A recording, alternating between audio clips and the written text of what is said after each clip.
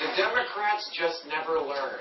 Americans don't really care which side of an issue you're on, as long as you don't act like pussies. When Van Jones called the Republicans assholes, he was actually paying them a compliment. He was. He was talking about how they can get things done even when they're the minority, as opposed to the Democrats, who can't seem to get anything done even when they control both houses of Congress, the presidency, and Bruce Springsteen.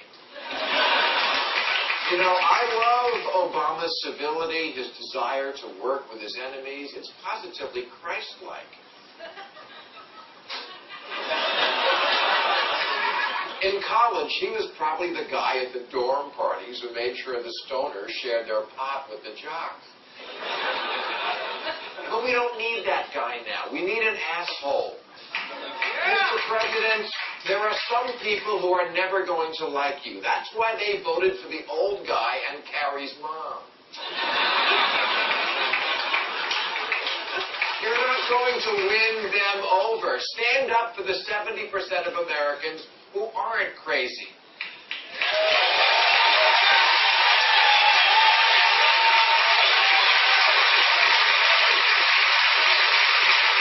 And speaking of that 70%, when are we going to actually show up in all this?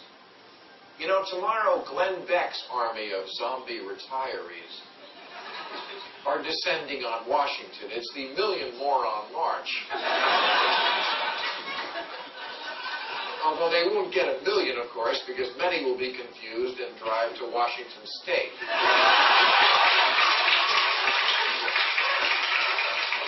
But they will make news, because people who take to the streets always do. They're at town hall meetings screaming at the congressman.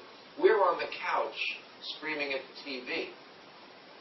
You know, especially in this age of Twitters and blogs and Snuggies, it's a statement just to leave the house. But leave the house we must, because this is our last best shot for a long time to get the sort of serious health care reform that would make the United States the envy of several African nations.